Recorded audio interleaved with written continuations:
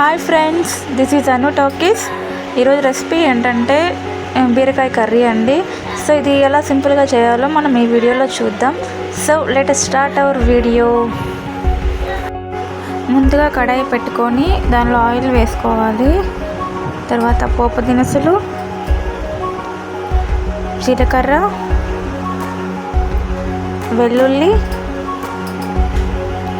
పచ్చిమిర్చి అండ్ కరివేపాకు. సో ఇవి కొంచెం హీట్ అవ్వాలి.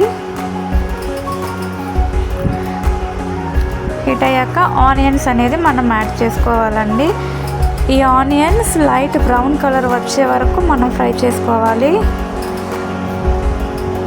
సో ఫ్రై అయ్యాయి. తర్వాత టొమాటోస్ యాడ్ చేసుకోండి. నేనైతే 4 టొమాటోస్ తీసుకున్నాను.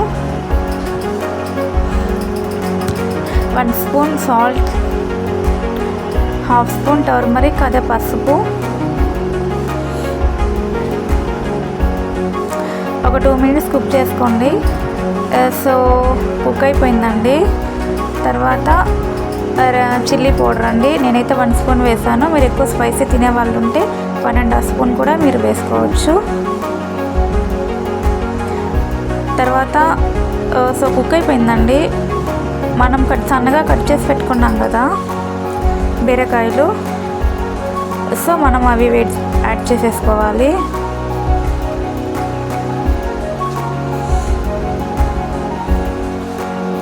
నేను వంకాయలు కూడా తీసుకున్నానండి. ఇది పూర్తిగా ఆప్షనల్, మీకు నచ్చితే వేసుకోండి, లేకుంటే స్కిప్ చేసేసేయండి.